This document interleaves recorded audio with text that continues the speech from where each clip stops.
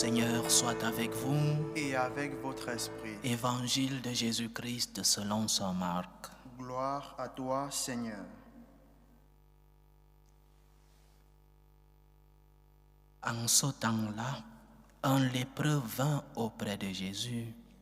Il le supplia et tombant à ses genoux, lui dit : « Si tu le veux, tu peux me purifier. » Saisi de compassion, Jésus étendit la main, le toucha et lui dit : « Je le veux, sois purifié. » À l'instant même, la lèpre le quitta et il fut purifié. Avec fermeté, Jésus le renvoya aussitôt en lui disant : « Attention, ne dis rien à personne, mais va te montrer au prêtre et donne pour ta purification ce que Moïse a prescrit dans la loi. Cela sera pour les gens un témoignage. » Une fois parti, cet homme se mit à proclamer et à répandre la nouvelle, de sorte que Jésus ne pouvait plus entrer ouvertement dans une ville, mais restait à l'écart dans des endroits déserts. De partout, cependant, on venait à lui. Acclamons la parole de Dieu. Louange à toi, Seigneur Jésus. Lorsque nous sommes malades, lorsque nous ressentons un malaise, par exemple, des maladies physiques, nous sommes conscients que quelque chose ne va pas dans notre corps. Nous cherchons de l'aide. Nous allons à l'hôpital, parce que nous sommes conscients qu'il y a un membre de notre corps qui est touché et tout le corps ressent donc ce malaise. Mais dans notre vie spirituelle et morale, parfois nous ne sommes pas conscients de ce mal que nous avons. Nous ne sommes pas parfois conscients que nous sommes malades parce que notre conscience n'est pas formée, parce que nous n'alimentons pas notre conscience, parce que la lumière de notre Dieu n'est pas entrée. Nous n'avons pas accepté que cette lumière guide notre conscience. Et donc, nous sommes des malades qui s'ignorent. Nous sommes des malades, mais nous nous croyons bien portants. Alors que la première chose, lorsqu'on est malade, c'est de le reconnaître. Je suis malade. J'ai un malaise. On ne va pas à l'hôpital si on n'est pas conscient que quelque chose va mal.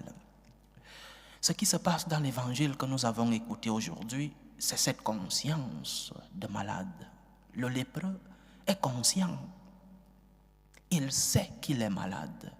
Et il se rapproche de Jésus et il lui dit : « Si tu veux, tu peux me purifier. » Parce qu'il sait qu'il est impur. La lèpre était considérée comme une maladie d'impureté.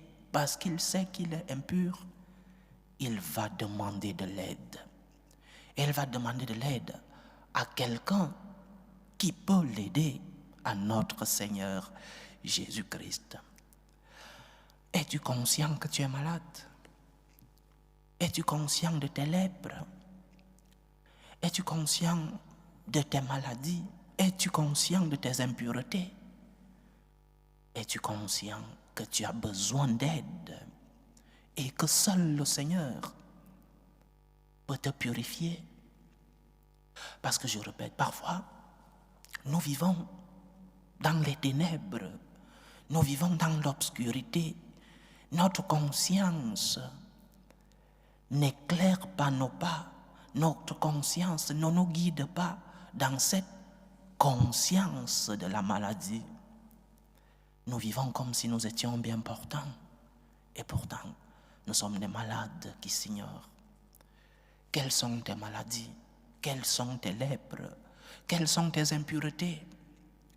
Jusqu'à ce que tu prennes conscience de tes maladies, tu iras demander de l'aide à ton Seigneur. Mais si tu te crois bien portant, si tu te crois saint, comment vas-tu aller demander de l'aide? Si tu crois que tu n'as jamais péché, pourquoi cherches-tu le sacrement de la pénitence, de la miséricorde, parce que tu n'as rien à demander pardon. C'est peut-être pourquoi non seulement les prêtres, beaucoup de prêtres ne confessent plus, mais aussi même où les prêtres sont ouverts à la confession, presque personne ne va. Parce que nous avons perdu cette conscience de la maladie spirituelle, de la maladie morale. Nous avons perdu cette conscience de nos lèpres, de nos impuretés. Pourquoi aller demander pardon si je suis bien? Pourquoi aller demander pardon si je ne pêche pas? Parce que je ne suis pas conscient de ma maladie. La première chose donc, sois conscient de tes impuretés. Et comme nous disait la première lecture d'aujourd'hui, ne laisse pas que les ténèbres endurcissent ton cœur. Ne laisse pas que le vent du monde, que la mode, que le politiquement correct endurcissent ton cœur. Écoute, nous avons prié dans le psaume, écoute la voix du Seigneur, écoute le Seigneur qui te parle dans ta conscience. Aujourd'hui, ne fermez pas votre cœur, mais écoutez la voix du Seigneur. Lorsque la voix du Seigneur est celle qui illumine ta conscience, tu es prêt à reconnaître que tu es malade.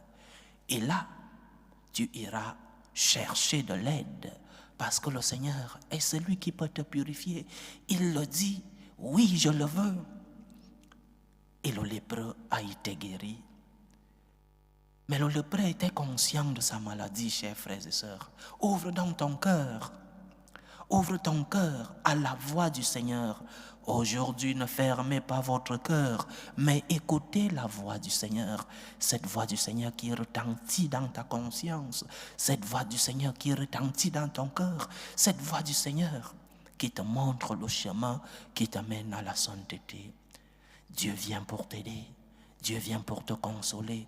Dieu vient pour guider tes pas. Dieu vient pour éclairer ta vie.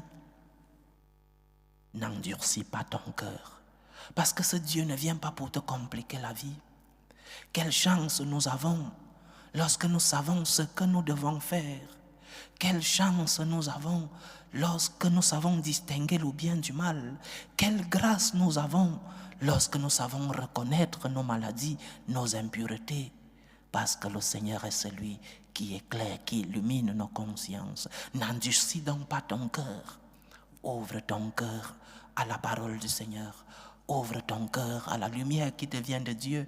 Et ce Dieu qui ne vient pas te compliquer la vie, ce Dieu qui ne vient pas te rendre la vie difficile, ce Dieu vient pour t'accompagner vers cette félicité éternelle. Ouvre-lui ton cœur. Ne l'endurcis pas. Que ton cœur ne soit pas un cœur de pierre, mais un cœur de chair, parce que le Seigneur veut s'y installer, parce que le Seigneur qui s'installe dans ta vie vient te remplir de son amour, de son espérance, vient fortifier tes pas, mais aussi vient te remplir de l'allégresse ici sur la terre et te prépare l'allégresse éternelle. Aujourd'hui, ne fermez pas votre cœur, nous dit le psaume. Ne ferme donc pas ton cœur à la voix du Seigneur. Ne ferme pas ta conscience à la lumière du Seigneur. Reconnais que tu es malade. Va chercher de l'aide.